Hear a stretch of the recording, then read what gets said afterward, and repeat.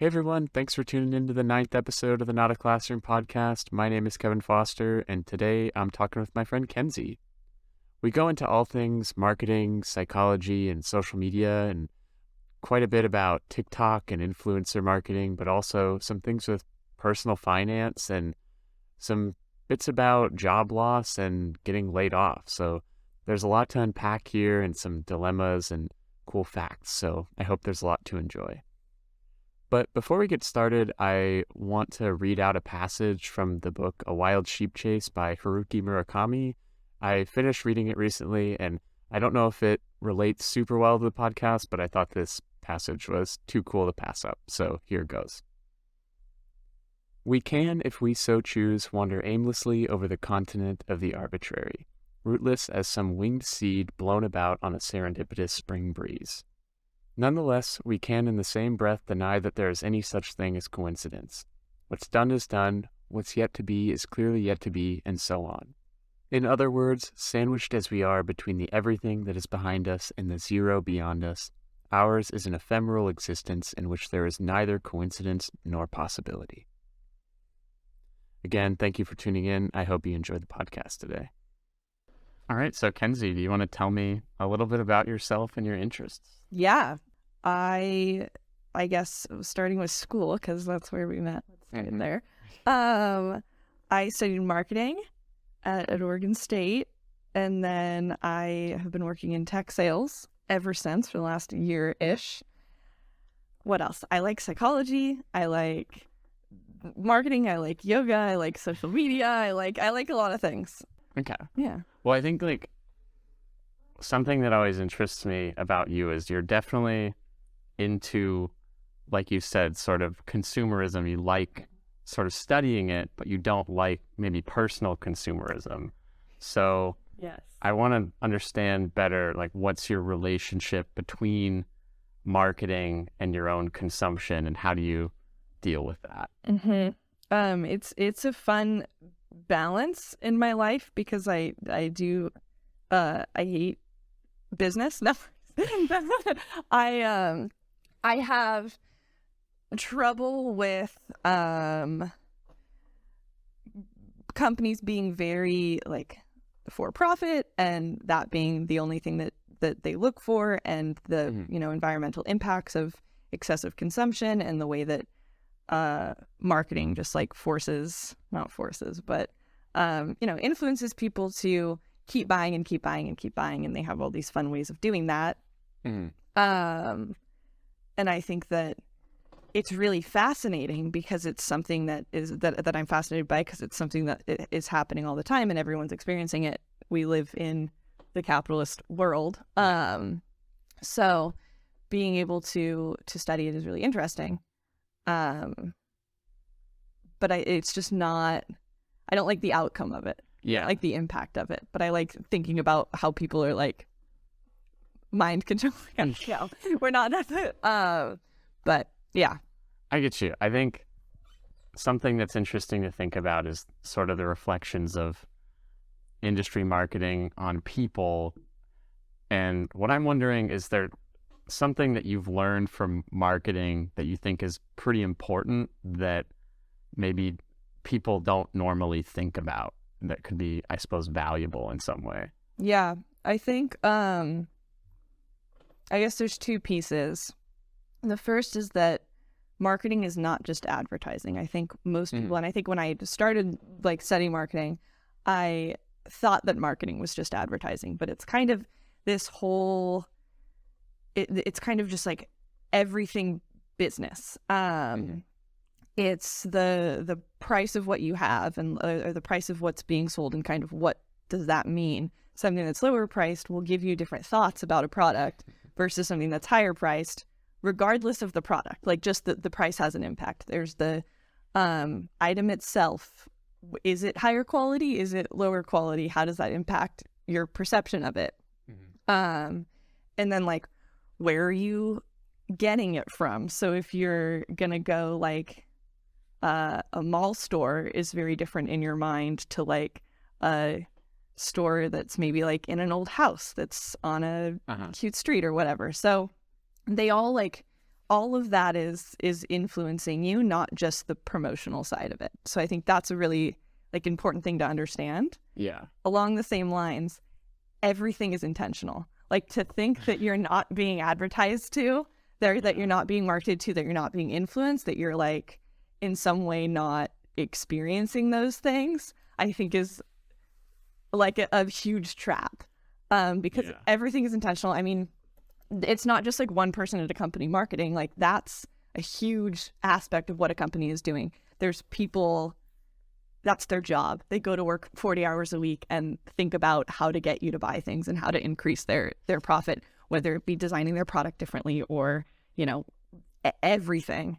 So you're just being influenced all the time. When people say that like advertising and things don't work on them, I feel like that's always coming from even the like minuscule amount of marketing experience that I have, or like, I guess I have some marketing experience, but like just not to your level, obviously, but it just feels like that statement is just like, wow, you do not know what's going on with this. And it's just, I think the thing for me that I sort of tied into that is I learned this in one of my like media communications classes. It's just, and I like this idea, the idea that if you don't know what the product is, you are the product being sold. Like that was, I think the example they used for me was like YouTube, where like, of course you're watching all these videos and there's products being sold to you in those videos at times, but like YouTube's actual product is like, they are selling you to advertisers in your eyes in a way, I guess.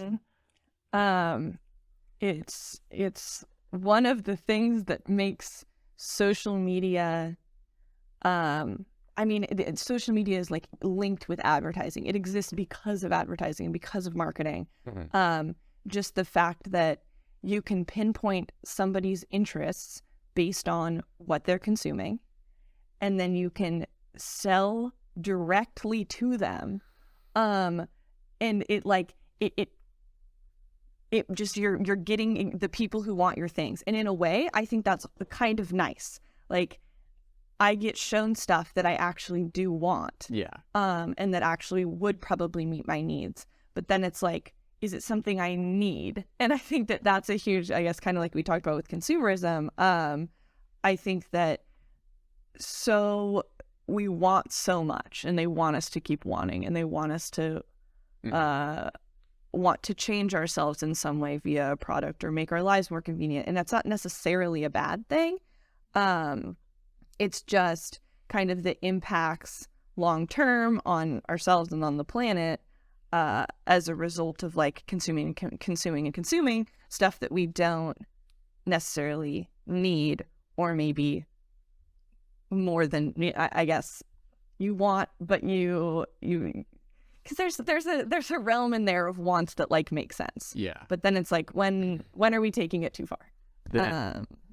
I had like kind of a scary thought there. Is there something to be said about like, in some instances, a marketer's goal is they want you to be unhappy with your life, because if you're unsatisfied, because then their product can fill the void, I suppose. Yes. I'm not going to remember the exact term, but that is something we legitimately talked about, I think in less direct terms, but of like, I think it was discussed as like identifying a need and then proposing your solution. It's something that I do in sales. Like it's a lot of what happens in sales is so I guess this kind of with my own internal, I don't like marketing, I don't like business, but I also think it's really cool and it's something I love to do, is kind of finding a company or finding a industry or whatever that I don't think is, at least, you know, I think maybe business in general isn't great for the environment, but that or like, you know, I think that it some way helps the planet or people or whatever, or it just is not actively negatively impacting. And I think that what aligns with somebody's values can look different. You're not selling like silver. Yeah. Or sick. Yes. I'm not selling cigarettes. I'm not marketing jewels. I'm not doing that. But I think that the way that I look at sales, I guess, you gotta sleep at night. Yeah. Is I see it, at least in what I do, is like a consultative thing where I'm sitting down and I'm kind of figuring out what somebody is looking for, and then helping them find that via whatever product I'm selling. So I think it can come from a good place where you're like, this will legitimately help somebody's life be better. I think the problem is when I'm buying things like mindlessly, or things that won't provide long-term value. I think mindful consumption is really important. That's like, and I think that what companies want, and maybe not all of them, and maybe not the individuals within the company, but the company as a whole wants you to consume as mindlessly as possible. They want to make it as easy for you to shop as possible, as easy for you to click buy as possible. Like reducing any friction in that process. The internet does a great job of that. Yeah. Yeah. I watched a video, I don't know how long ago, about this idea of consumer neuroscience, which is, I talked to you about it at one point, and I believe you called it addiction science, is essentially the thing that at its core is what it's doing, where the specific brain function, I can't remember the part of the brain that they're trying to shut down, but there's the piece of your brain that is effectively your awareness. And like you're saying, mindful consumption. It's, I guess to me, it's kind of scary that there is a sector of people that are basically just working to destroy your mindful consumption or your awareness, and I guess keep you addicted to something. And I think at the same time, it's really cool to think about how that's a possibility. So I think I understand where you're coming from, but how do you one, avoid that moral gray area? But I'm also curious, maybe after that, how is data changing this field? Yes. How do I personally avoid the moral gray area? Well, I think, like I said, I make sure that I think that the thing that is being consumed, well, I work in business to business. I don't work in business to consumer, which I think is really helpful for me. Yeah. Because I'm not asking an individual to spend money out of their own pocket. Yeah. I'm working with businesses that are using business budgets, and decisions are being made by multiple people, and it feels, at least in my mind, and who knows what's copium and what's not at this point, Yeah. But I think that's at least for me how I make that distinguish piece of it. But that definitely, it seems like it's removing potential for at least a business I think of as a larger entity that has more money to work with, more capital that they could potentially lose without if somebody, what's the old TV trope? I don't remember when this started or ended, but just all the people who are addicted to Sky Mall or something. There's the Parks and Rec episode where Tom and his camping and Panini Press, but I can see that. Is data kind of the big evolution in this area? Is that what's shifted things? I think yes, and like we were a tangent we didn't finish earlier. With social media, because you can track everything and you can so a huge thing in marketing is identifying your target market. And so figuring out what does the ideal consumer look like, and what other things do they buy, what do they value, kind of what their behavior and what they think about, and everything. So you're figuring out who their demographics, who this person is, who this target consumer is, and then selling to them. And in the past, it wasn't as easy to get to them. You could say, oh, I think my target consumer is driving by this billboard. But you're also going to get a whole bunch of people that aren't your target consumer. That's a lot of money. You're spending money on people's eyes, I guess, that people's views that aren't going to turn into customers because they're not people that match up with what you're selling. Yeah.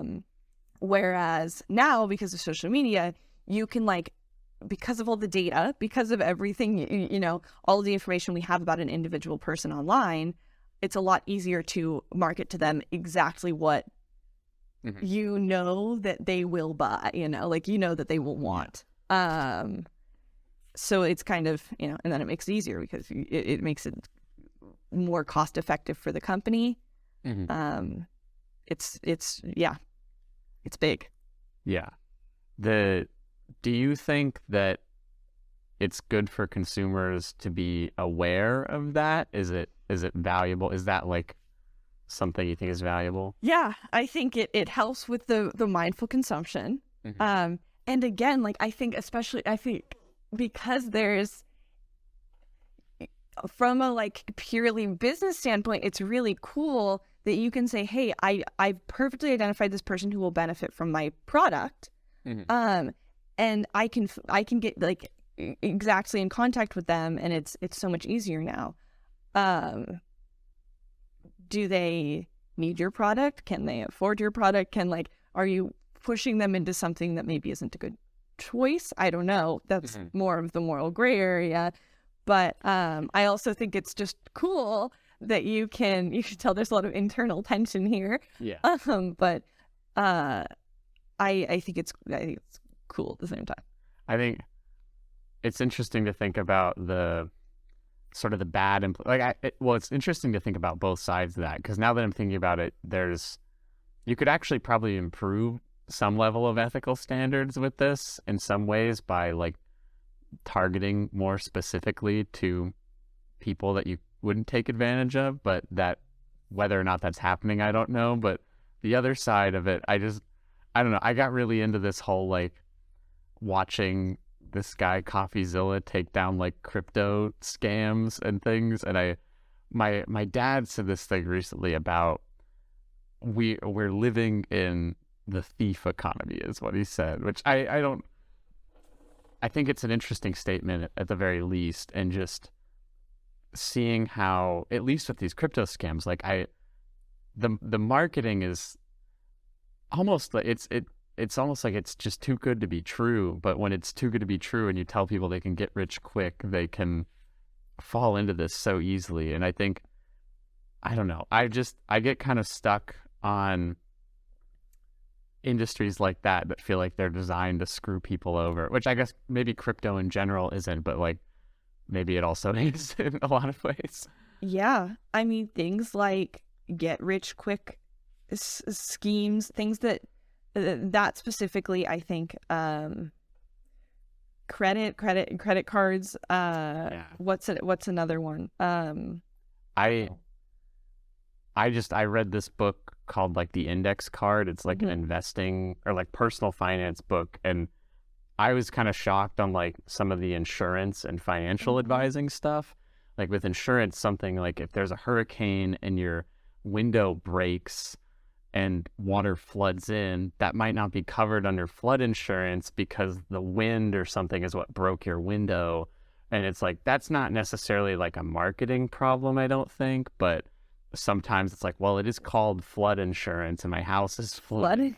Or the financial advising thing was crazy to me, because learning about how if you're going to a financial advisor, it's really important to get them to I didn't realize, I think maybe the majority of financial advisors aren't under what's called the fiduciary standard. They're for people who don't know, it's just, I think it just means you have to represent the financial best interest of your client. And they're definitely get the advisor to commit to that before you you might actually be actively damaging your life by going to this person. Well, otherwise. I think financial things specifically are, particularly predatory, because you're more vulnerable if you're being drawn in by a get rich quick scheme, or you're being drawn in by super great credit promises, or whatever it may be. You probably don't have as much money, which is why you're being drawn to that. So those in particular feel super predatory to me, against lower income people. Yeah. which feels wrong and feels like something should probably be done about that. I think, yeah. And like, I think just there's sort of this broader idea to me where like, it feels like there's sort of industry marketing in a way, like with finance. I feel like that maybe, I don't think this is necessarily like a collusion thing or something, but it's just the financial investing industry is so built up to be like the average person cannot handle this. And like, you have to go, these are the only people that can do this, when to some extent, I don't really think that's true, but there's also a lot of stuff in it that's like, oh, that is really complicated. And it's like, you have to basically like, there are things that are designed to like catch your brain and be like, this makes sense. I should take that like lower deductible on this thing. But then if you look at the long run, you're like, oh God, I'm screwing myself if I do this. And it's almost like if you want to be good at money, you have to have money and be able to pay experts to help you. yeah, So fun. So cool.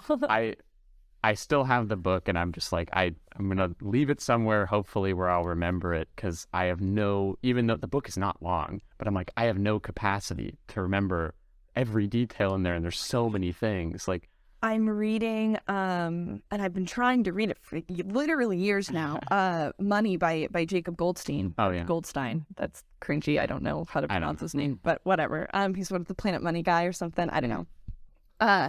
It's a great book, but it's so information dense. Yeah. That I'm like, this is hard. It's hard for me to, remember everything. I tried listening to it because I like audiobooks. And I listen to like fun fiction audiobooks. And then I was like, I need to read this physically because there's a lot of information that I want my brain to take in. Yeah. Thanks, attention span.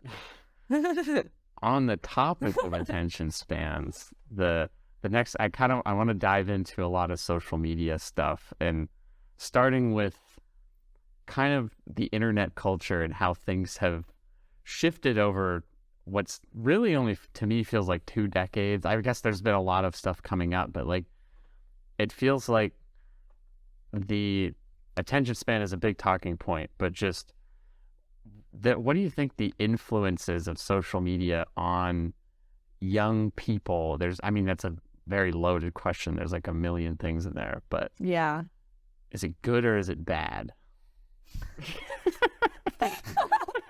Let's boil down a super, super complicated topic. Here's the thing. Here's what I think about it. I think we don't know what we're doing. Like, I think that I think we're making a whole lot of big, giant decisions. One of the podcasts I listened to was just talking about this, where we're like doing this giant experiment on like humankind. But we're moving very quickly, and we don't understand the repercussions, although we're starting to see them, and they don't look particularly good. But at the same time, lowering barriers of entry to creation is really cool. I think that's great. I think that it's hard to say if it's good or bad yet. I think it's going to be interesting to see how we deal with it long term. I'm positive that just letting people who make money off of it make all of the decisions and move faster than everyone else isn't a good idea. Mm-hmm. I can only imagine that's going to end in bad. But I think that it's obviously a really valuable tool. Yeah. Like for a million reasons.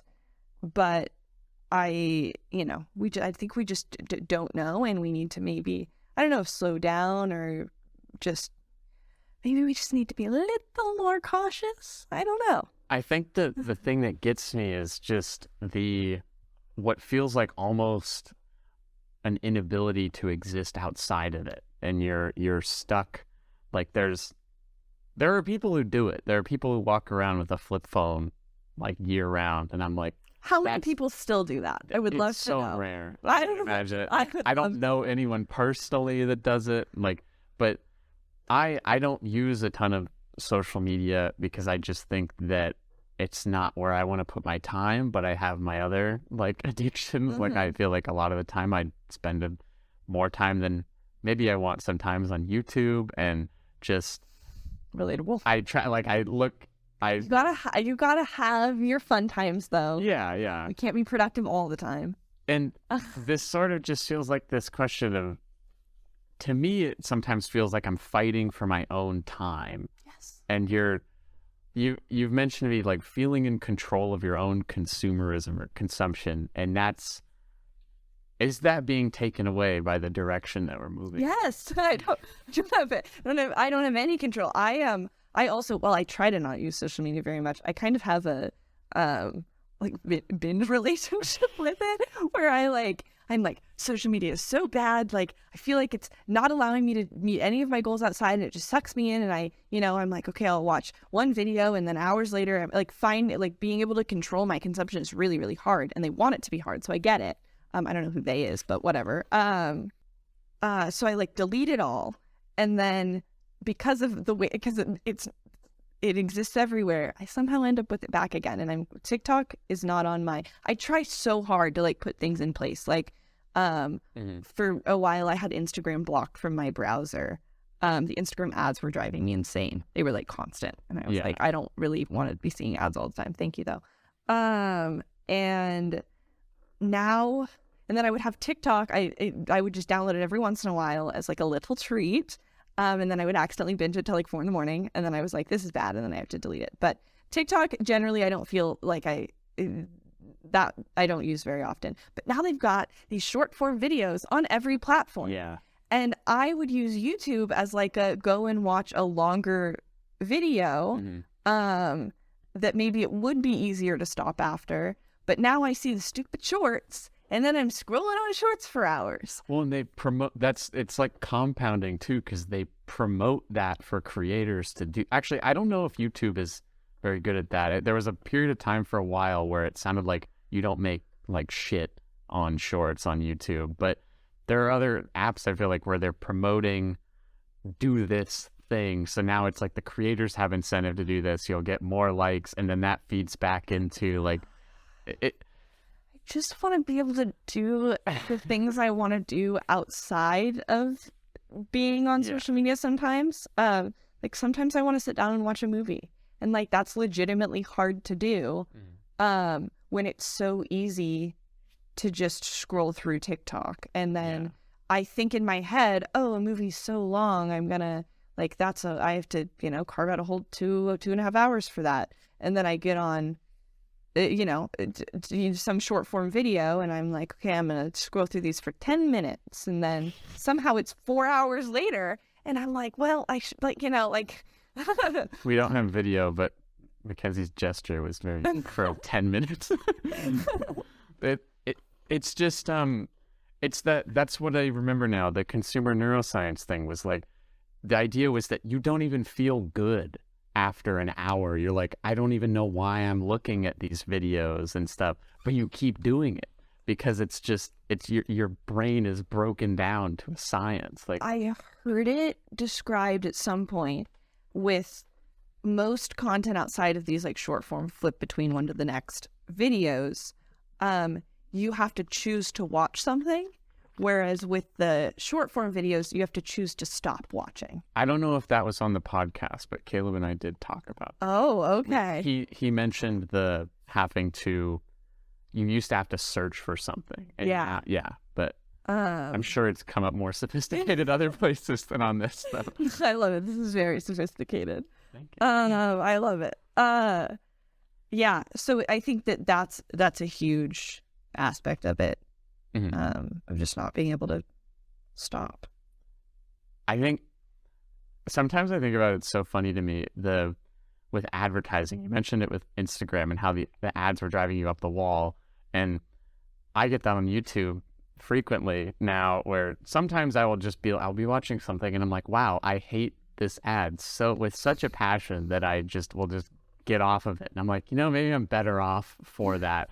But I don't know if other people remember this, but I feel like I can't tell if I'm having like a Mandela effect moment, but I swear that YouTube in the old days, it used to have a skip button from the first millisecond that the ad started, and you could just do it. And then it went to 5 seconds, and then now it's like 15 seconds, and now it's drifting into you have 30 seconds of ads that you have to watch the beginning. And I'm like, when are they finding that balance? Because maybe there's a balance point there where if you push higher, then people start doing what I do, where I just get off the app and they can't. There's an equilibrium. So I was going to say, then somebody at YouTube needs to, that's not their goal. Their goal isn't to have you get off the app. Yeah. Their goal is to have you sign up for YouTube Premium. Yeah. I remember distinctly during my YouTube watching years, at some point, like you said, they went from 0 to 10 on ads. And I was like, whoa, like this is suddenly something that's like messing with my experience. Props to you for getting off the app. That's awesome. It's that's like 10% of the time. It's a great solution though. I was like, oh, I'm just getting YouTube Premium because I was like, this is like impacting my experience, but unfortunately they wanted it to. Like, I'm sure that's what that was the goal. And if not, I guess it was a happy accident. But again, that's YouTube knows what they're doing. Do I have my conspiracy theory around this is that they purposely make the ads as annoying as possible and pick them to be as annoying as possible. I love watching ads. I like, just because it's fun sometimes. I like, watching the Super Bowl ads. It's good. I like to try to figure out what people are trying to do and who they're trying to get to buy their product. I think it's fun. At the same time, I hate being advertised too. Yeah. So I was like, I can't. Yeah, I don't. I distinctly remember at one point you said something about getting YouTube Premium, where it's like a genius marketing strategy because they give you like 2 weeks a month of it, and then like if that free time runs out and you unsubscribe or like from it, you come back and you want to like vomit when an ad comes up on your screen. Like it's just it's so awful to see that. You're like, you don't even expect it almost. That's if I'm ever like logged out of YouTube for some reason, it starts showing me ads. I'm like, but it's like, it's, but also not everyone has the ability to just, so it's, so I think Netflix is so I hear they're planning on making it harder to log in from like different houses. So it's hard to share or whatever. Yeah. And at the same time, they're making like an ad supported version. And part of me is like, that's cool. I guess that, it's not cool that I would like to just use my mom's Netflix for the rest of my life. That would be fantastic. But it's cool that there are ad-free versions because it allows the company to still make money and do what it needs to do while still making the product accessible at a lower cost. That's great. Does the company need to be doing that? Probably not. Do they need to be? But, I have, I think just because I studied business and whatnot, I have a little bit of a soft spot for when like people, like the incentive is to make money and continue to make money. Like that is what is incentivized. So it's hard for me to expect anything else out of a company than to do that. I would prefer if they didn't. I would prefer if YouTube or Google or whatever was like, we're making enough money from this, we can just offer it for free. That would not be a good business decision. That wouldn't make any sense. Whoever made that decision would get fired immediately. Like Google can't get rid of Gmail now. They'd be in hot water if they tried to charge you for that, I think. Oh. I didn't mean to derail. No, I'm just like thinking about being charged for like email.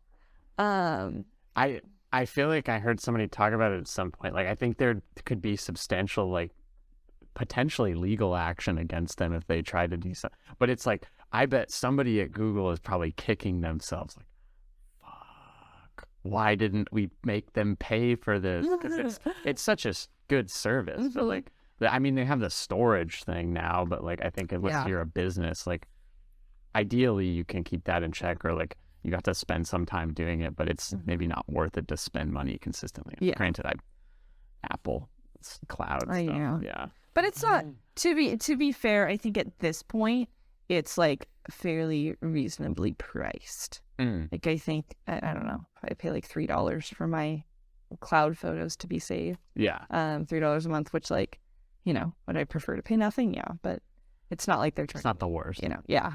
Yeah. But that's all, of course, always relative. Yeah.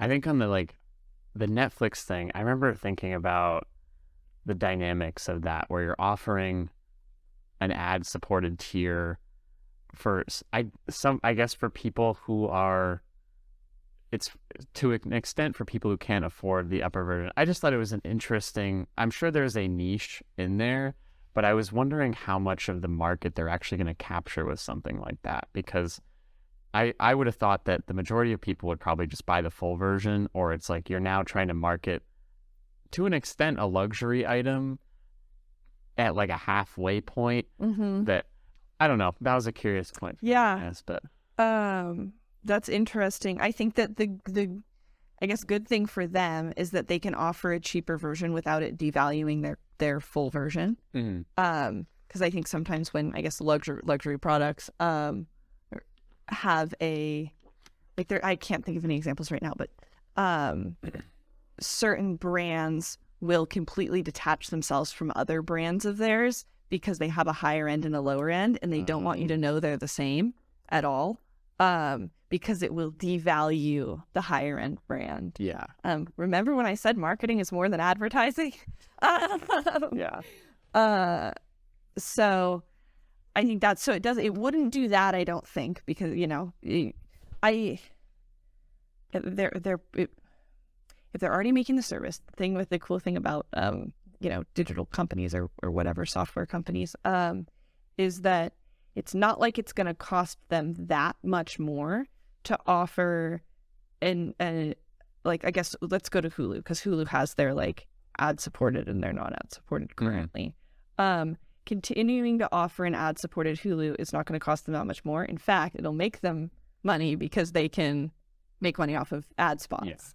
So they're making money in that sense. So I think they are probably, I would be curious to see the data on what percentage of users use ad supported versus what percentage of users don't. Yeah.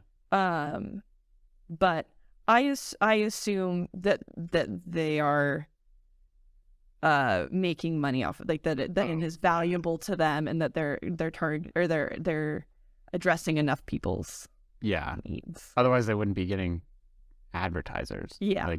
But I think one of the things that's curious about Netflix for me that I think plays in their favor is, I think that I was thinking about this more in years past. Now there's so many streaming services, but it felt like when Netflix was kind of the big dog, there was a social value to Netflix, having Netflix, because if you don't have Netflix, well, one, it's kind of looked down upon almost, which is bad, but that on top of that, it's if you don't have Netflix, you can't watch the show that everyone's talking about, and then you're relegated to only either snippets from people, or you have to find something else. I mean, I guess you could pirate it, but well, yeah. I don't know if I'm allowed to condone that. No. Yeah. I think it's a really effective business choice to do that. Netflix exclusive things, HBO exclusive things. You can only watch Last of Us on HBO. Yeah. So you have to either know somebody who can get into their HBO, or you have to buy your own. And when the TV show or whatever, whether it be made by Netflix or the Netflix original or Hulu original or Prime whatever original, all the originals, when they become when Wednesday was huge, when they become a cultural phenomenon and everyone's talking about it, you don't want to be left out. Yeah. You want to be able to go see it, and you got to have Netflix to go see it. It's not like a movie theater where it's offered everywhere. So I think that's really interesting. And then I know that they have production companies that they've purchased or that they run in whatever way, to continue to, capitalize on that FOMO. I don't want to get too into the film stuff, because I could go on for so long, but I'm curious to think about the price elasticity of of streaming services, because as far as I remember, movie tickets don't change price often. They've just kind of been steady or something. I don't know why that is, but maybe I'm totally getting that backwards. But there's a lot of interesting things about antitrust stuff and things within the realm of like production, and a lot of cool history around film and things that I just... Please get into it. Okay, so there's this whole thing called the Paramount Decree that was back in, I don't remember, but basically what it was is they called it the studio model, and just, I think essentially there were like 8 big studios or 5, and then the 3 minor ones that had bought up everything. Like they'd vertically integrated everything, and they would just churn movies out like that. But that led to a lot of like worker disputes and different things, I think. So the Congress and whatever shut that down, Paramount decision.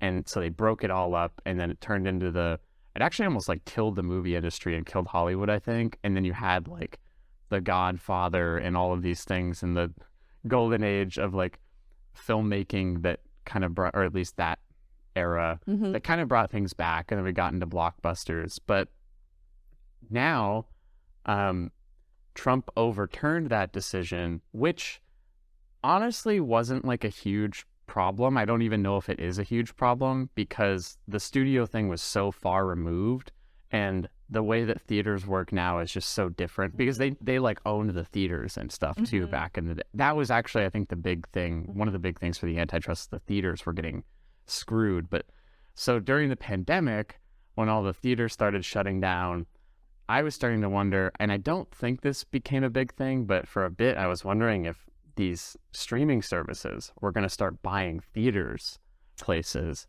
because then you can fund movies into the award season and you can just throw them in there on your own budget. And there were various reasons they could have gone for that, but it was interesting to me to see how the dynamic had changed. So we rolled back things, but then we might have just thrown ourselves into another problem. Yeah. But I think the 2 things that I at least noticed that changed was after COVID.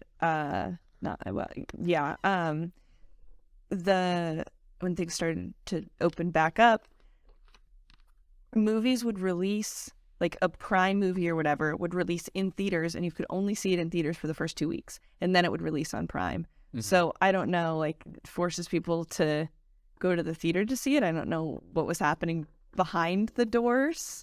You have to show in a theater, I believe, first for it to be qualified for award seasons. Okay. At least the Oscars. Interesting. Okay, that's very interesting. The other thing I noticed is way more streaming services. Why is there now Paramount and Stars and Peacock and 40 million things? And yeah, and I get a movie that I want to watch, and then it's like on some obscure streaming service, and I'm like, that's not happening, and then I just leave it be and I don't watch the movie. But that's been frustrating. I had a brief 3-week movie phase, and then I was like, should I buy all of these things? And then I was like, no, that's stupid. Sometimes I feel like I see some of them that I'm like, I have no idea where this comes from, and I think this business model is running off of people forgetting to unsubscribe on Prime. Okay. So this is cringe. I wanted to watch some movie, and it was on something weird, and I was like, whatever, I'll pay the 99 cents first free month, or whatever it was, and I did. And then last month I got an email that was like, you've been charged $9 for blah blah blah, and I was like, oh no, I've done it. Oh, God. And I think that people say the trick is you set a reminder on your phone that says unsubscribe to this at this point or whatever, and I should have done that. But yeah, that was, and it was through Prime, which was funny, because I'm like, I already have why are there 40 things under Amazon right now? It's What's happening? Harder. You don't even know. You're like, wait, where do I even unsubscribe from this after that? Where are these things coming from? What am I subscribed to? Have I lost control of all my subscriptions? Maybe. There's companies that are designed. I was getting YouTube ads for one constantly for a while. That was a company that is designed to cancel subscriptions that you don't use anymore. And I'm like, what the? It's crazy. Do I subscribe to that?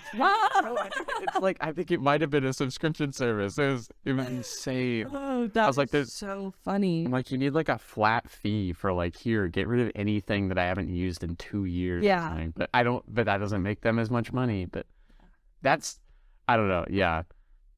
I think I want to move into a little bit more like the social media stuff. Okay. And influencer marketing is what is the value of influencer marketing to you? Yeah. I think it's similar to reducing the friction that we talked about earlier, like that allows somebody to purchase. I think it's one of the other like most effective marketing strategies that have come out of social media.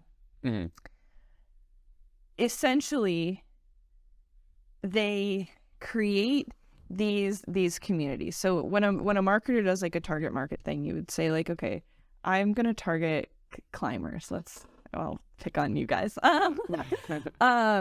And there's kind of within that community in real life, brand awareness, different things that like people like that somebody outside of that community wouldn't know. So there's like brand and brand value like within that community, I guess.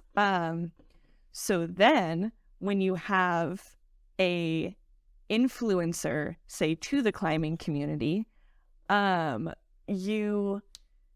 like a built up rapport of this person. Because of these parasocial relationships, you like feel like you know them, you feel like you're a part of their community, you feel like you share values and interests with them, and you probably do. Like that's probably legitimate. What is could you describe a parasocial relationship?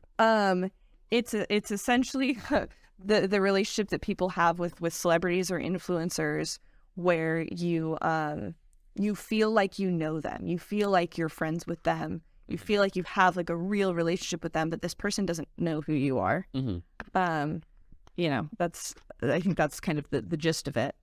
But you really feel like you know this person. You're only seeing what they show online. You're seeing a very selected version of this person. You aren't friends, but you feel like you are. And so word of mouth has always been really, really effective, because the people you associate with in real life are part of your community, and you do share values with them. And so when a friend says, hey, I used X, Y, and Z product, it's really, there's a lot of, like I said, rapport built up. And so you can be like, oh yeah, I'll probably like that too. I trust them. There's a lot of trust there. That exists within the parasocial relationships as well. And because these people are essentially brands, they've boiled themselves down, or the world has boiled them down, or whatever, to kind of an aesthetic or community, or I think something that gets shown to me a lot is like that girl aesthetic, which is like the girl that gets up and does yoga and kind of the Lululemon type people, which I think I've now lost my train of thought, but essentially, a company now has direct access through this person to a community that's values and interests are going to align with the brand. Yeah. And then that added trust built up that you feel like your friend is trying this product. And it doesn't even have to be something that a company does. Like seeing a climber go out in there. Why am I talking about climbing? I know nothing about climbing, but go out in some specific shoe, and you see that on their Instagram or whatever, and then it starts to kind of radiate through the community. It's just, it makes those connections without even being obvious advertising. Yeah. A huge reason why people getting sent PR stuff is really effective, because they will wear their Louis Vuitton bag or whatever. And it won't even be like an active advertisement. It's just that now somebody who you like or look up to or think, trust and see you're friends with, or feel in some way like you want to be like them, then you want to buy things. Yeah. As I said earlier, there's when people, I think cringe is the wrong word, but maybe a little bit like when people say, advertising doesn't work on me. I don't want to. I wouldn't say that about parasocial stuff with me, but I think the thing is I don't know where to draw that line. I'm like, because I think to some level, I think if I'm being honest with myself, I probably have some level of parasociality with various different people that I watch on YouTube, and I think that's more just like self-awareness of that, hopefully, instead of trying to be like, no, these people are just like internet randoms that I don't know, like that. And that seems okay in a lot of situations, but you hear these like horror stories and people take it like way too far. They end up like stalking someone, or like even the other day like heard of some guy that I watched was like, yeah, like somebody comes up to you at a conference and they're like, you're like, I don't even understand what they're talking about. They're talking about like, I know their friends and like these, and it's just, I can't imagine being a famous person and having that interaction. I think that would be really weird. Super. But like, I don't know. It's weird for me. Like, I don't know where I fit in on this, but I definitely have like, I do think it, like we talked about a little bit, just hinted at the ethical parts of marketing, or like the things that could be better. And there's certain products that I've gotten from people that I'm like, wow, this is like actually super valuable. Unfortunately, a lot of the time they aren't usually sponsored by those people, but it's but how are marketers capitalizing on the parasociality of these things? Is it helping with targeting? Can you see it? I think you mentioned like understanding an audience better, that would help with better targeting.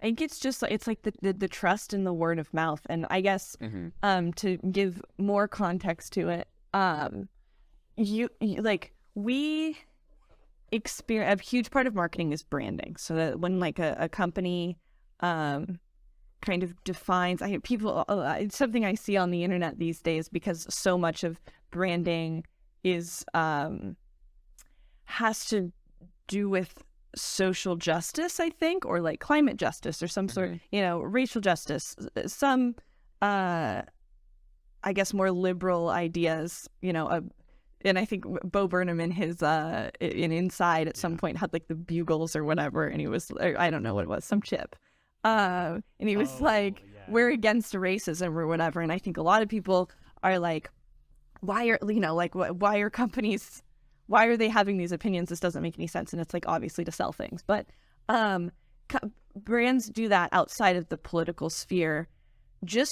almost just because of what their product is. Like if you I guess who are we going to look at? Like a luxury car, without any promotional aspects, just because it costs a lot of money, it looks pretty, whatever, it's going to have a certain identity. That brand is going to make you think of something. And a marketer or a company, that marketing department will make choices, that brand choices essentially, that make you think a certain thing about this company. You understand it as almost a person.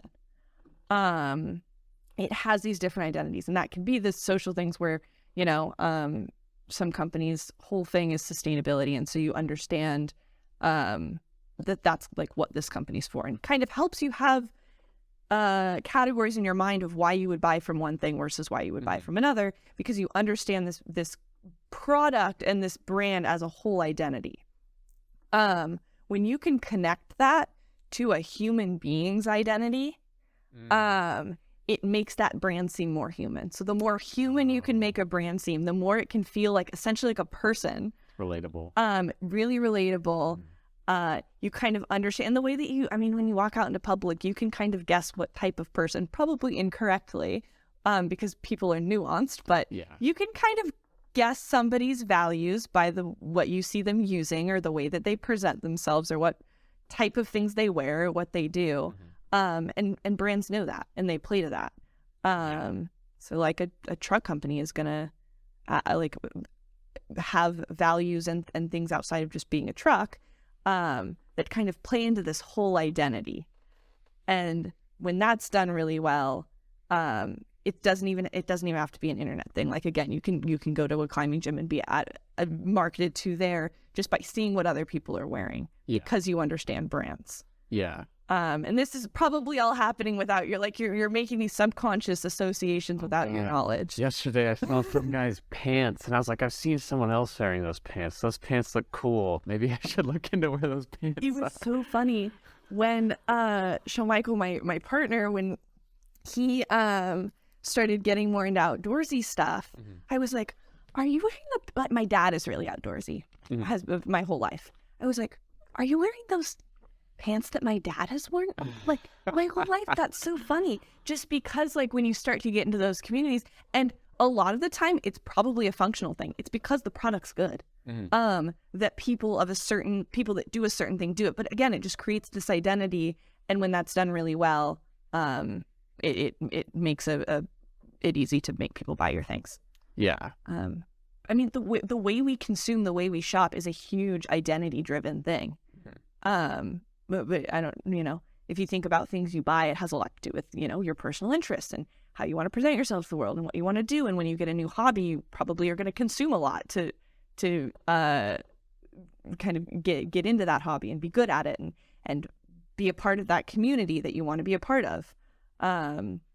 It's just like identity is a huge driver in your purchases, whether or not you think it is.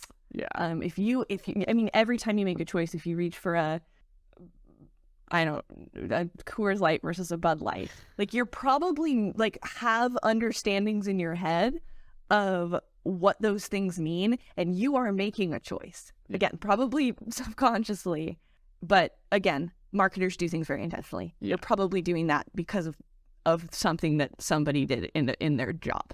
Really scary, but also so cool. I don't know how to feel about it. So a big area where it feels like influencer marketing has grown a lot is on TikTok. And that's, I think there's something like 67% of like young people or something is using that. There's some good Pew Research surveys out there, but I think there's an interesting side of that with like creativity and creators and how there's like an explosion of accessibility. But as I've kind of said, I'm not a big social media user. I'm almost like afraid to move into that space because I'm like, what if I get sucked into that scroll again? Like I know how I kind of clawed my way out of using Instagram. Like it was, I wouldn't even say clawed. I think I just had a day where I was like scrolling through and then I was like, oh, I kind of hate this and I can't remember the last 10 pictures that I like. Yeah. So why am I even doing this? And I think I'm afraid of that because now it seems like it's even crazier what like they're able to get people to just sit there and watch for so long. It is. I have a question for you about that. Well, or a statement for myself because it was going to be a leading question, so I'm just going to say it. I think this is maybe not the answer you want because I also am scared of social media, but I think that using a platform makes you better at it. And like, I think that people who use TikTok really well, I think probably also consume a lot of TikTok. Oh. Because you learn, like, I think each platform has a culture, like there's a way of posting, like you understand it as a tool better when you are a user of it. But it's something like, how do you like creating content or, having a creative side. And I think that because of the way it sucks you in, most people are just consuming. Yeah. Maybe, obviously accessibility is low. So like you can like, but plenty of people can create, but I think for the most people I know are just consuming. Yeah. And so it's like, how do you not learn it, be familiar with it, and then not get sucked in so far that you're now not able to meet your own creative goals? Yeah. I think is that kind of. Well, like, yeah, you only have so much time. And it's like from a creative perspective, for me, it's just like, I start to wonder, is this just a necessary thing now to actually engage with people? Which in a lot of ways it feels like it, but I'm also like, then it's like, well, I could also just make everything for me and then try to be happy with that. And like, yeah. I think it depends on what your goal is. Yeah. I think that if your goal is to grow, that it's probably a valuable tool. I think if you think where the eyes are, and if most of the eyes are there, then that's probably a good place to be. At the same time, where are your target market's eyes? I'm gonna be a marketing consultant right now. Yeah. But like, if your goal is like to grow, right? You can kind of think like the person that I think would like my content, and would engage with it and would help me to grow and continue to watch my content. Where are they? And how do I best address them? If you have them, like, I think one of the things that I guess to talk about marketing and sales again is, I think the coolest part of it is that it's all audience based. Like, you're thinking, it's same way. It feels like my closest way to get into being like a creator in some way is like, because I think it's all about, in the way that I think creating is, whatever you're creating, like, thinking about an audience and how do I address them, unless of course your choice is to just do it for yourself. Yeah. So if you're just doing it for yourself, great.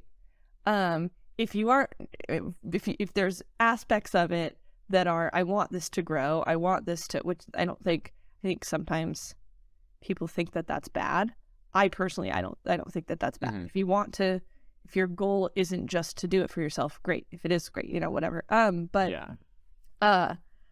I think that if your goal is to grow, thinking about kind of where your audience is, and what they are looking for. Is your audience on TikTok? If your audience is on TikTok, then yeah, why on TikTok? Yeah, or not necessarily the audience that is currently watching you, but the audience you think would best enjoy your content.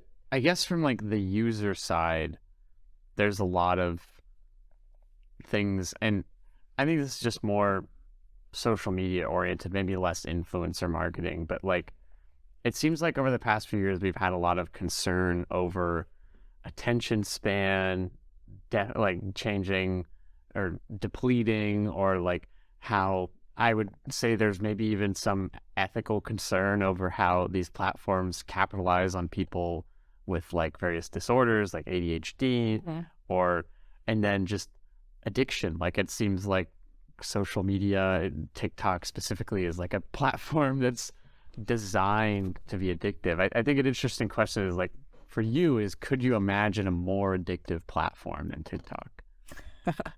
I don't want to imagine a more addictive platform than TikTok.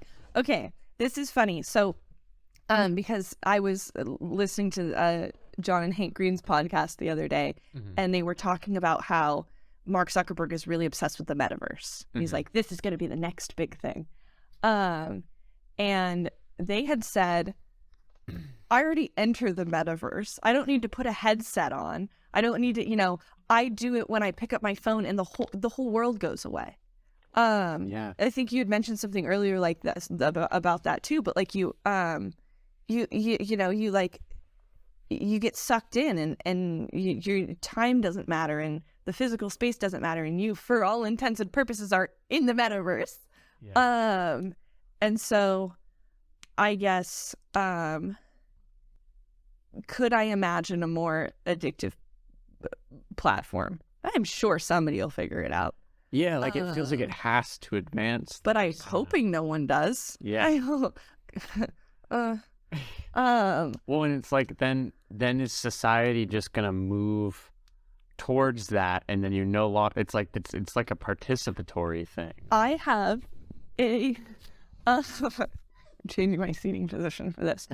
There's this, I think this, for my last job, I did like robotic stuff. I worked a lot with the robotics industry. And so I was thinking a lot about robots and this idea, kind of the utopia versus dystopia with robots. And I guess this is probably prevalent on most people's minds because of like ChatGPT right now. Yeah. And part of me is like, wow, wouldn't it be so nice if kind of the all we did in this world was create and consume art. Now, are TikToks art? I don't know. I'm not here to define art, but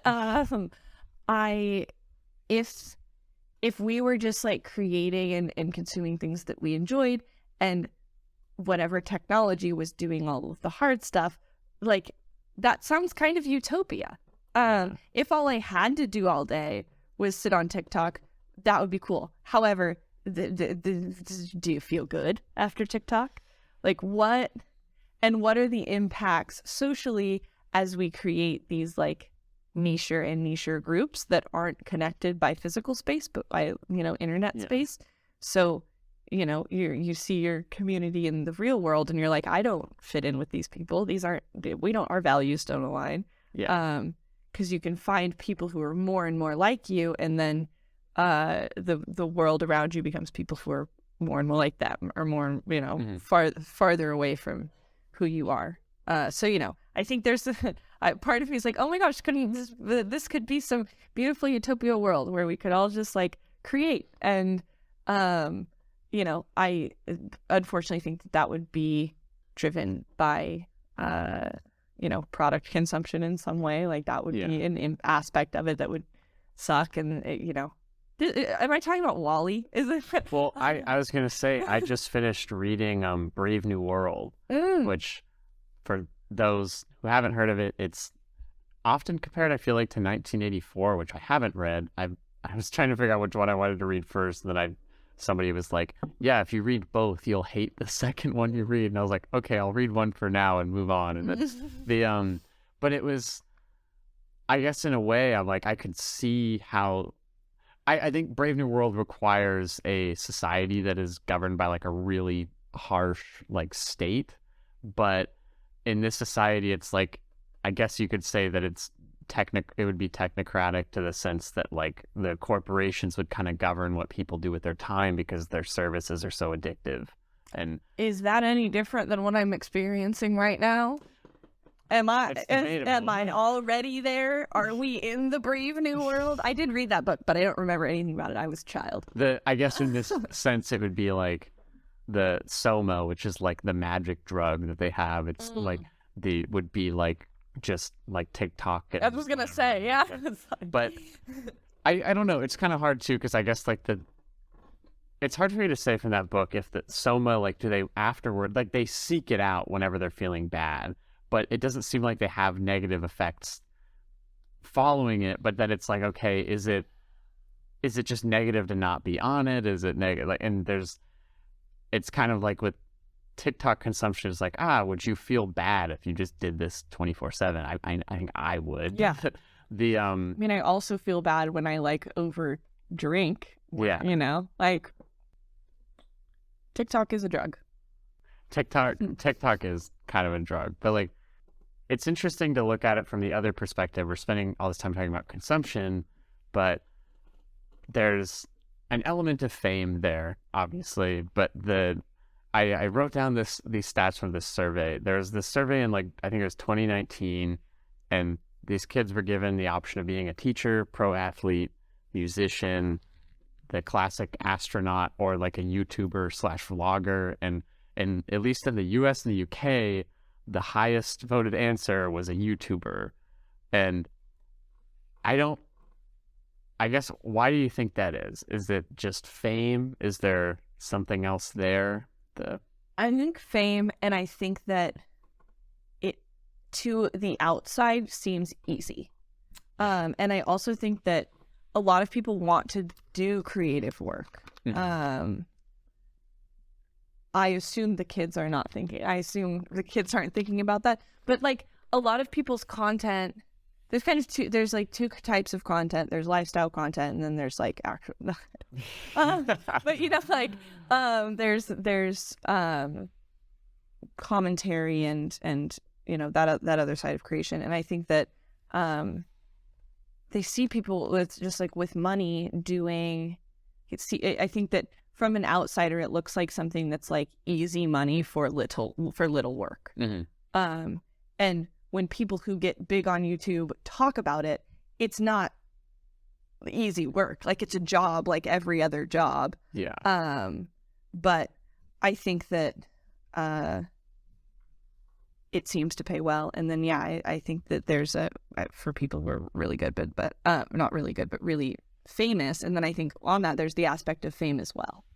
I think or kids, there's like this idea of the consumption bubble, and not even just in this area, but just like looking at Netflix alone. Like, I don't think you could I don't know if anybody could keep pace with everything that Netflix puts out or gets on their service. And I think it presents this is a weird sort of not a dystopian problem. I actually think some people kind of presented it in this way, that like, this is concerning that this many people want to be YouTubers. I'm like, okay, but if you look 40 years ago, that many people want to be astronauts and not that many people are going to be astronauts. So like, I don't actually necessarily think it's a huge concern in some ways, but it does kind of bring up this question of like, are people, how much value, like, I think there is a concern about like what people attribute value or get value from. Like, is seeing your likes go up like an important part of your life? Is that because there's a lot of things that move into extrinsic areas that doesn't always seem, it hasn't felt healthy for me at times. I was going to ask, have you experienced anything, any of those polls? Or I mean, I've talked about it before on this, like, it's kind of like this, just like, it doesn't feel good when your content is not like engaged with, but I'm at a point where it's like my stuff is so small that it's like I just kind of don't think it's like a huge deal for me right now. I think social media wise, I maybe didn't feel like that back when I was using Instagram, didn't feel it as heavily as some people, but then probably felt it more so than other people, like when my posts were just like they didn't land at all. But so I think that seems like something that they're trying to get a better grip on in mental health studies. But I definitely experienced when I was back before COVID, I was like posting on Instagram a couple times a week and putting a lot of effort. You wouldn't be able to tell from the posts. They're not like particularly, they're not good or anything. They're just they're normal, basic, for lack of a better word, posts. But I could tell what types of things got more likes, and then I would be like, yeah. And I think something that I saw something yesterday, or I don't know, it was like, post that selfie for you. And then I was like, interesting. Love that idea. But like, I love the like, great. But we're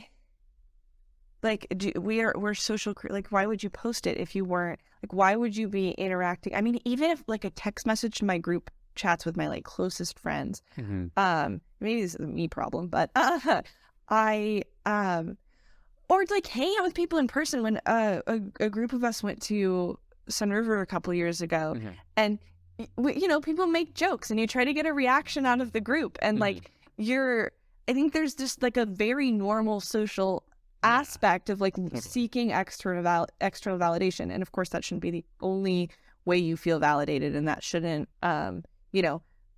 like dictate your mood and whatever. But I think that's completely natural, and then social media like kind of hijacks that and then expands it, where like when I'm in a social group or when I text in my group chat and my two people don't respond to me, it's like whatever. But when the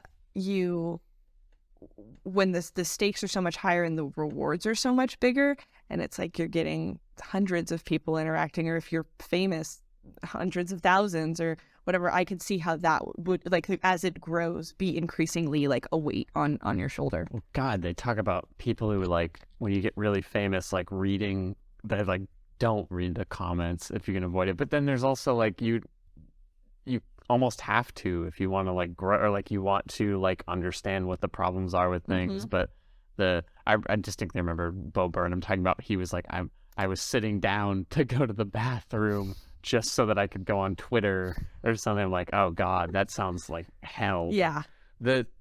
I think within it, for me, like something that is hard is like you talked about the effort behind the scenes of putting into things. And that's like, I'm always struggling because I don't know how much effort I'm putting in. And it's like, with things that I'm making, it's like I could be on a certain part of this curve that's going up that I am not at a level of knowledge where I can be more productive. And if I keep pushing that, maybe I can make cooler things in less time.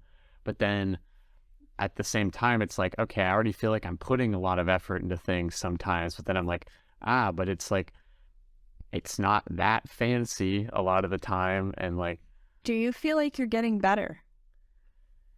If you look back to even the first podcast. Oh God, yeah, on the first podcast for sure. Definitely on the podcast. But there's other things like with the Last of Us videos that I've been putting out, and God, it's such a pain in the ass in some small ways here and there where it's like the HBO, you can't screenshot stuff on HBO. And so which I can totally understand that from the perspective of them, where it's like if you could screenshot HBO, like obviously you can't screen record it, I guess, like but if you could screenshot HBO, someone will make a program to shoot 24 screenshots every second. And then they will piece the episode together. But, that like, even those small inconveniences, it's like, okay, I have to go to this other website and then I have to use the snipping tool and keep out this little watermark thing or like something. And then I'm like referencing this thing or like the job. Yeah. And it's just like, and then you start to question, like, how much am I enjoying this? Is this what I want to be doing? And that's like, I have this balance. I'm thinking about this probably daily of like what I have to pick the thing that I want to do. And like, it's like, how do I balance like my motivations in a way for what I'm doing? And it's like, unfortunately, like if I could do what I would say almost like low effort content, I think that would be way more like if I could just talk instead of writing scripts out and writing pieces for The Last of Us, getting images, if I could just hop in front of a camera for 20 minutes and talk about the episode, that would probably be personally more enjoyable for me. But I don't know that that's going to be as enjoyable to an audience. But then it's like, okay, well, like sometimes maybe it's better to do that because it's more sustainable and like maybe it'll come off as more genuine. But yeah, it's a hard balance to strike. And I think like I think something to think about with the creator side and just like this sort of dreams of things taking off is just like, who are you doing it for? Like, I was thinking about like how this changes, how these things we engage with society, how it changes how we engage with society. And it's like, are we performing for people? Are we like, and that's, yeah, I don't know. When, are you in some way performing when you hang out with friends in real life? Oh yeah. Yeah. 100%.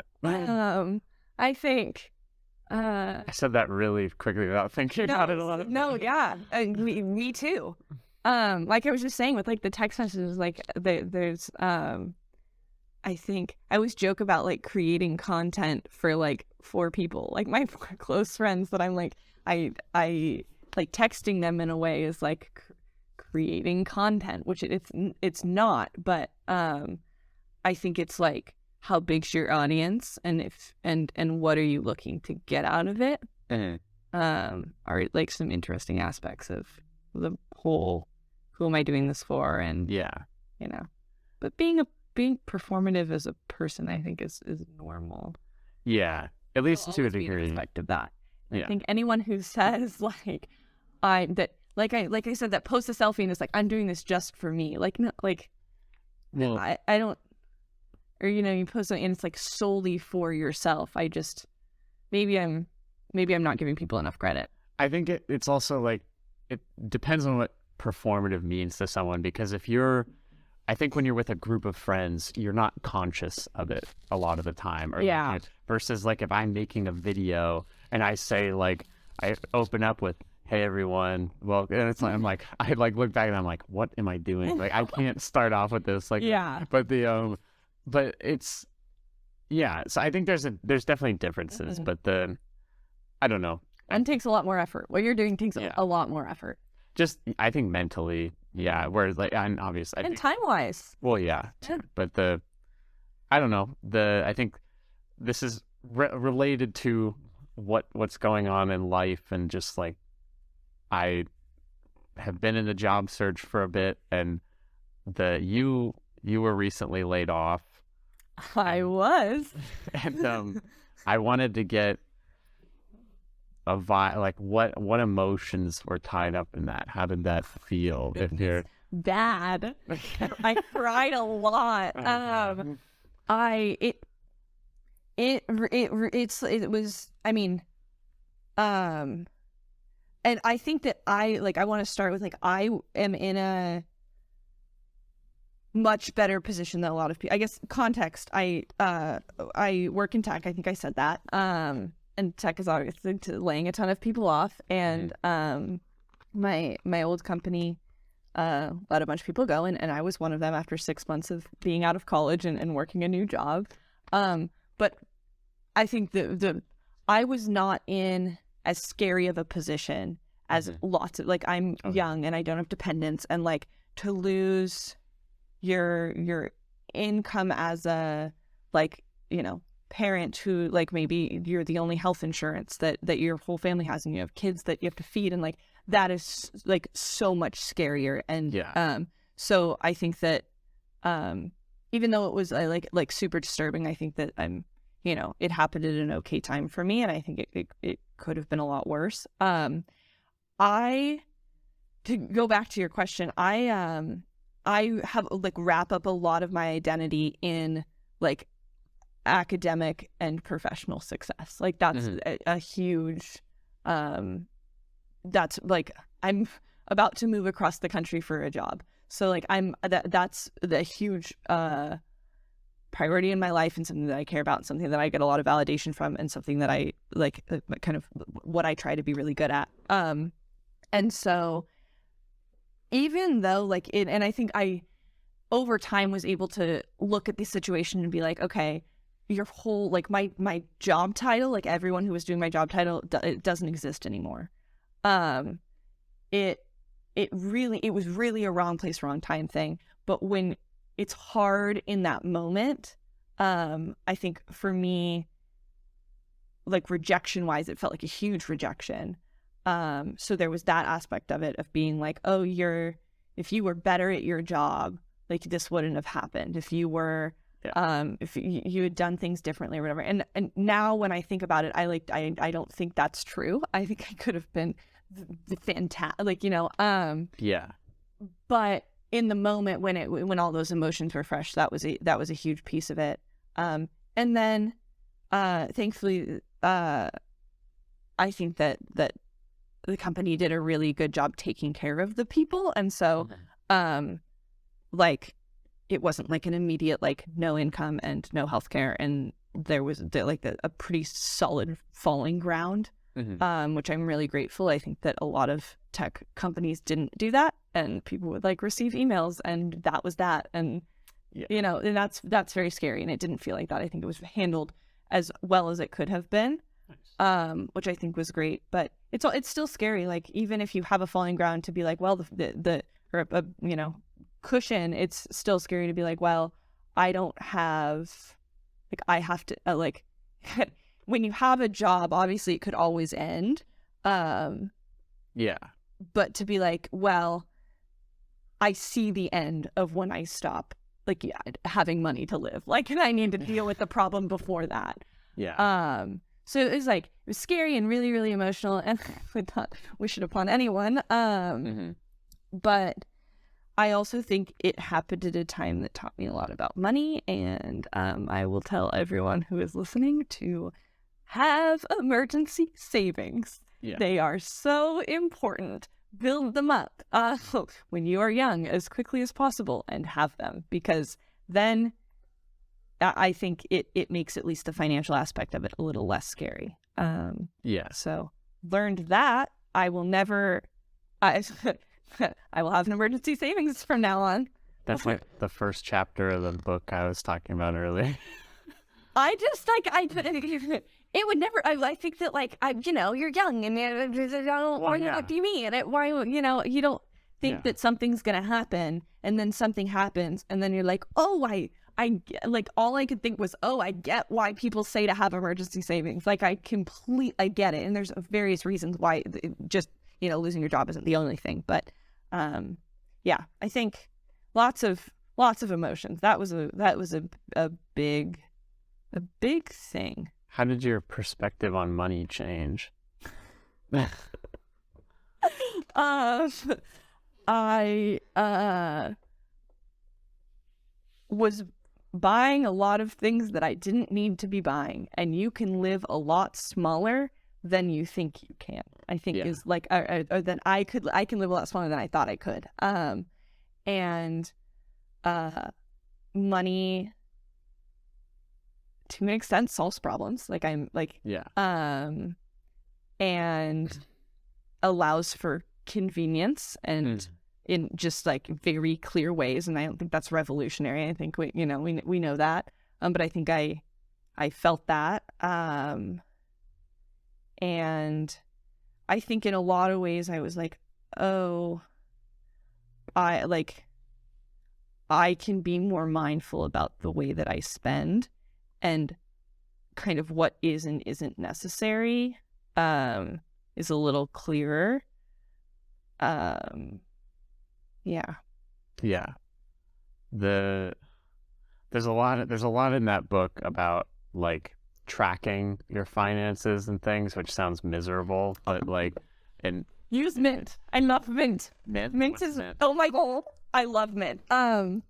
It's by Inuit or whatever. I don't know what they do TurboTax, but it like you I realize is like there's probably some security issues here, but you can like link all of your like money accounts to it, and it tracks your net worth, your spending. You can make budgets and see it like automatically puts like if it sees you to swipe at McDonald's, like it'll be like, okay, that's towards your fast food, and you like can set budgets, and it there's like a lot of things are really visual, so it's like you can see on the main page it's like a graph of how your spending compares to your spending for last month. So if you're a really like goal-oriented person, it's fun it has been fun for me to be able to be like, oh, I want to get that to be below last month, and each month I want to spend less and less and less and less.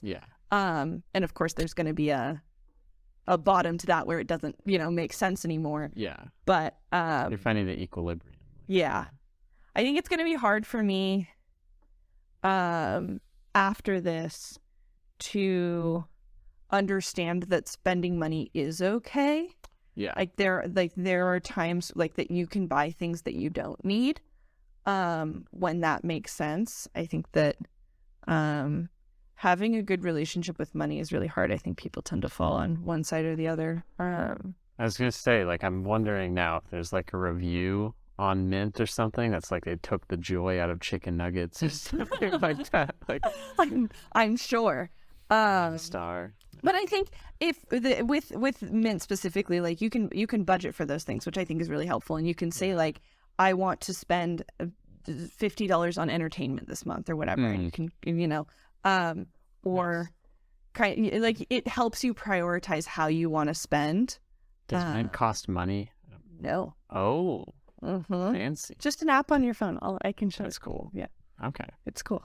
Sorry. No. I think back to sort of the broader laid off topic and tech sector. Is there? You mentioned that like, so your company did a good job, but it seems like some people have been unhappy with other companies, and it's the bird one. Some people weren't super happy with it, but they weren't. That was a particularly bad one. It just sometimes I get this feeling of looking at these industries.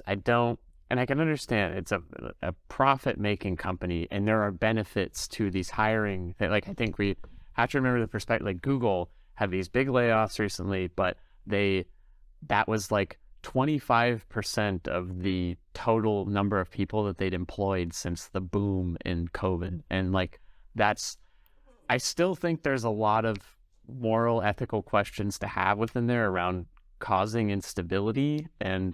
But I do still, it's like, do these companies see people as people? Is it in their best interest to not see them? I mean, I think it probably is in their best interest to not see them as people, but so, now granted, I'm a little removed from when all of this was high emotion and everything, and I was like listening to like group calls with the CEO of the company and everything, but I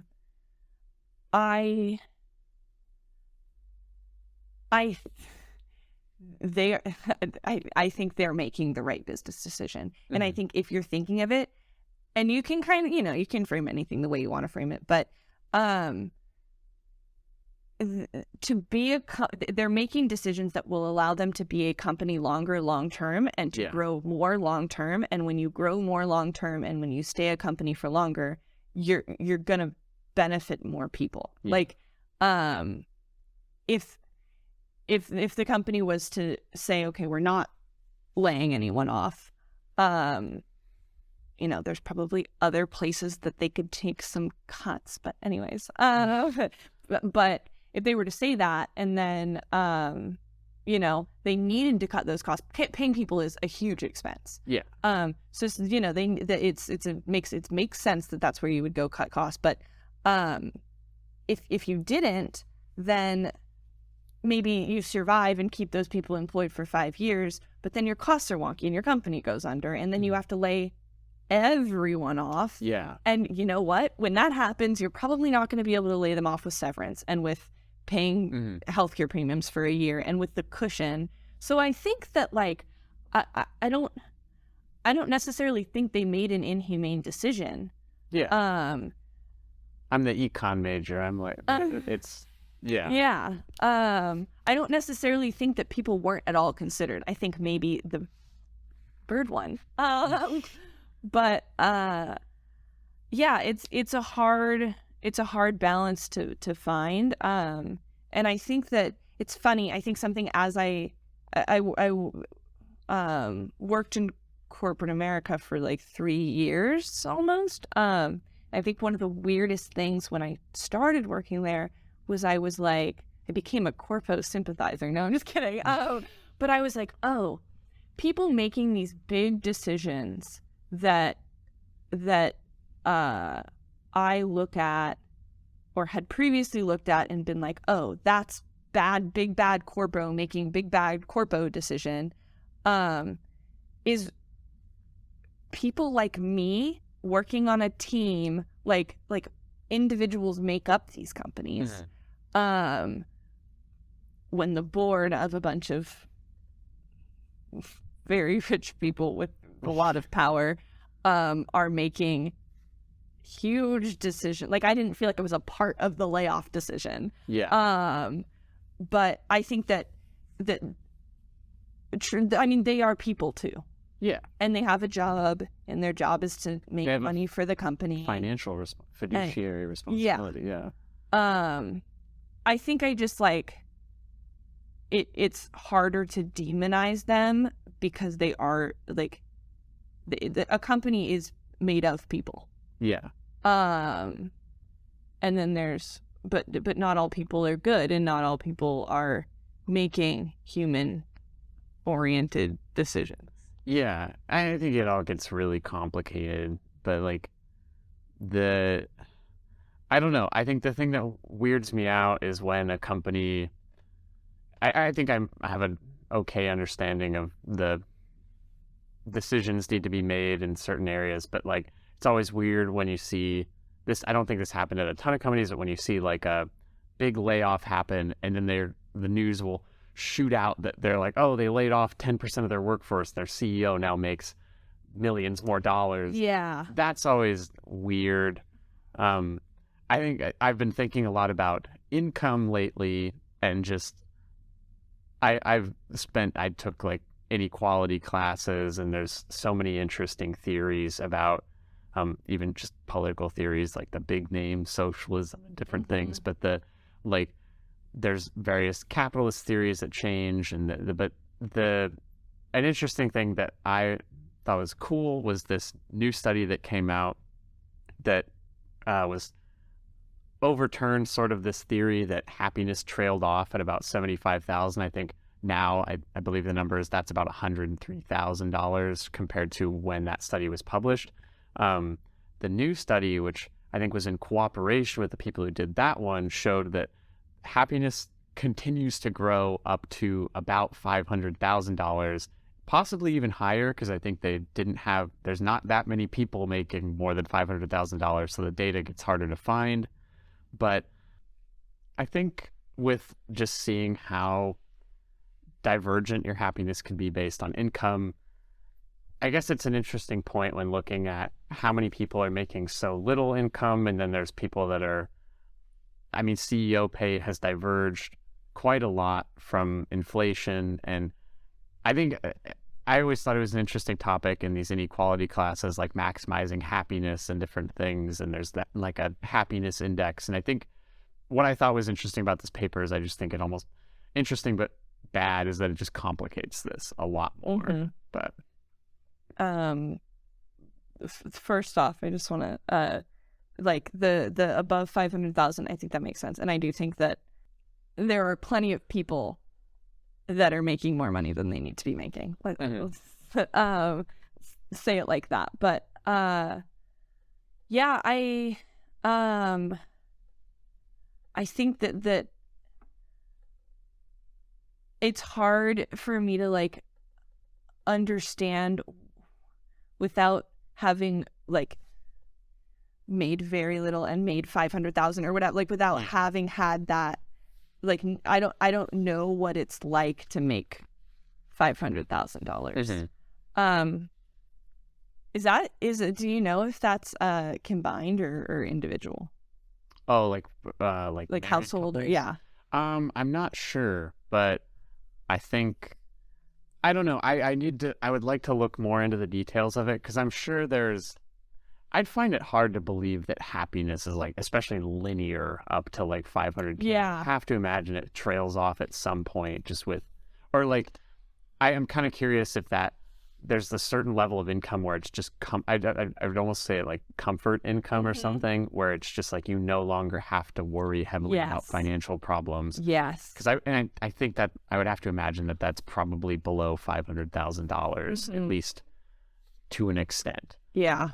But I think in terms of like personal stuff, in personal finance and the job search, I think something that's interesting to talk about that I've heard is this idea of there's the FIRE principle of like the financial independence, retire early.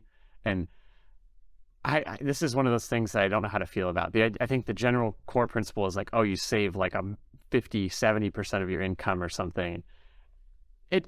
There's like definitely a lifestyle element there that I think maybe there's good lessons in that, but also sometimes feels kind of like a scam to me. Like it feels like something that I would hear from someone talking about crypto all the time, or like a malicious crypto person, I guess. But it definitely is just, money is very wrapped up in our lives. Yes, I think I have so many thoughts I don't even know where to go.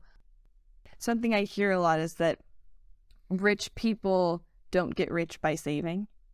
They probably, I assume that the underlying tone of that is like they get rich by exploiting, or whatever. But like you said, I think that there's some, you have to enjoy your life to an extent. Like, if you have, at least I think, and I think that something I was going to say earlier is that like the way someone spends their money changes it a lot. Like, if you have $500,000, I think that's probably, people start to spend it in the same way at that point. But like, I think that you can spend your money in so many different ways, and you could make 100,000 and spend it all in that year easy. Or you can make 100,000 and then live cheaper and save a lot. And I think that so there's a lot of different like ways to do money, and I think that the way to do money for an individual within reason, like obviously like there is being stupid with money, that is a thing, but I think within reason like is an individual thing, of like what conveniences are most important to you and what aligns with your personal values the most. Probably a reason why money is a huge cause for divorce, because it's because if two individuals want to spend money in different ways, because it's so, isn't it like the number one cause for I think so.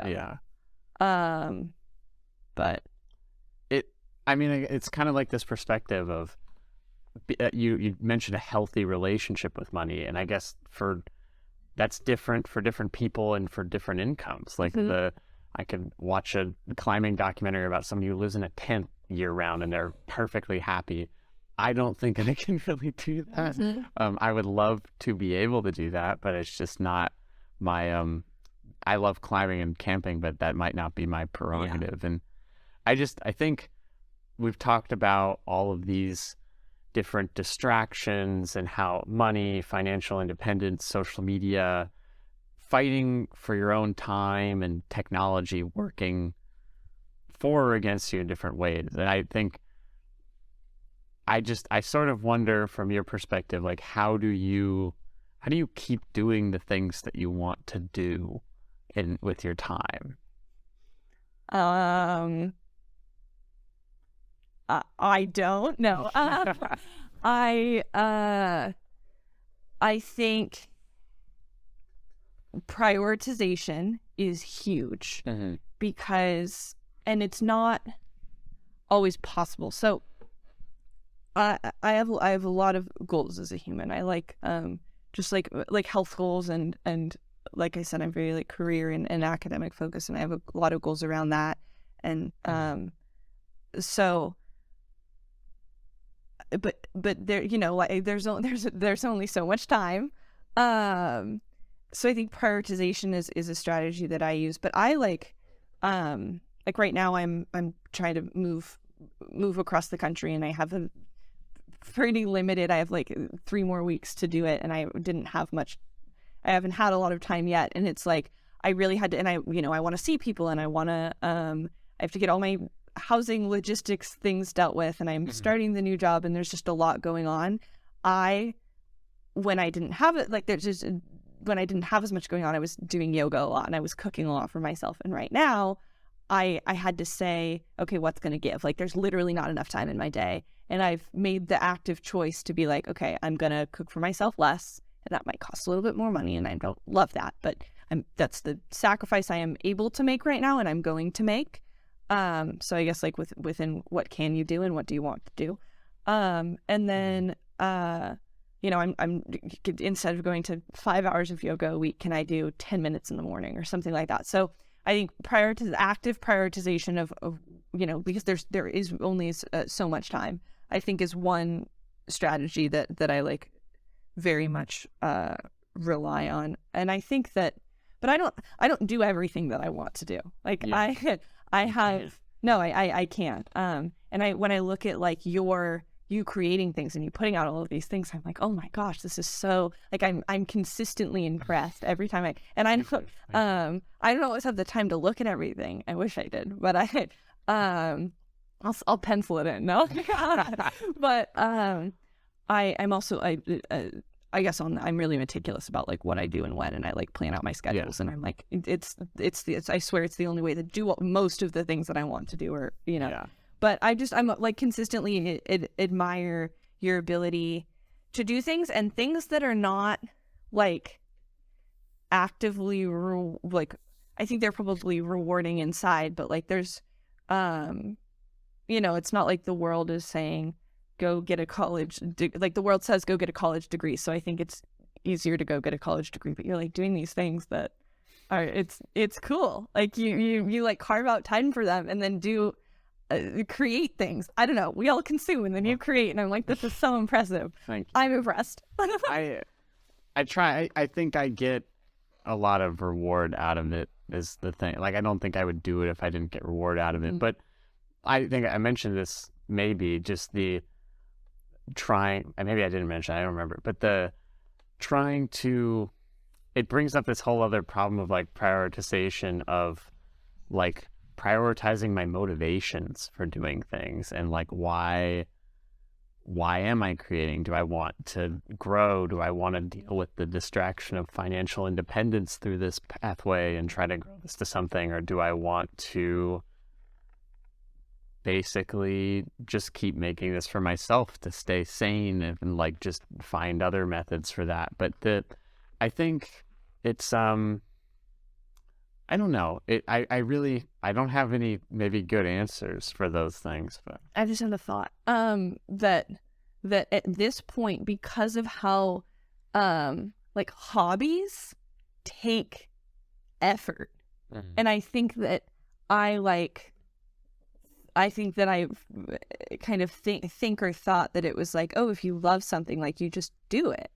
And I think especially when oh, God. I think especially with like all of the distractions that exist, it takes planning, and it takes effort, and it takes time. And I think it was probably when the microphones were not on, but we're talking about why doing creative things, or no, when you start working like a 9 to 5, are you were like, I'm worried that I'm not going to have the energy to do things outside of that. And I think that probably for the first 3 to 6 months, that's probably correct. Yeah. Because you'll be starting a new endeavor, and it'll take a lot more mental energy, and it'll be a whole shift in your routine. But I think over time, with planning and effort, when I think you'll be able to. It'll be your hobby. It'll be or side hustle, or whatever the heck you want to call it. Don't think about that. But I think hobbies are perfectly fine to be called. But I think that those kind of go by the wayside when you, or at least when I experienced when I started my job, and I saw another one of our friends when she graduated and started working, like for the first 3-6 months, year, I don't know. It takes a lot of energy to like rebuild the way that you do life, like when you haven't been working 9 to 5, to then like understand what your routine likes, and when you can't, what your energy looks like, and when you can do things. And I think it'll be a whole exciting growth moment. Yeah. Yay. Yeah. Well, We'll find it. I believe in us. Yeah, for sure. Well, thank you, Kenzie, for doing this and talking to me for a while. I know, it's going to be long. I burped a few times. So sorry to everyone if you hear crackles. It's probably like my neck. But anyways, yeah, thanks for listening. All right, have a good day. Bye.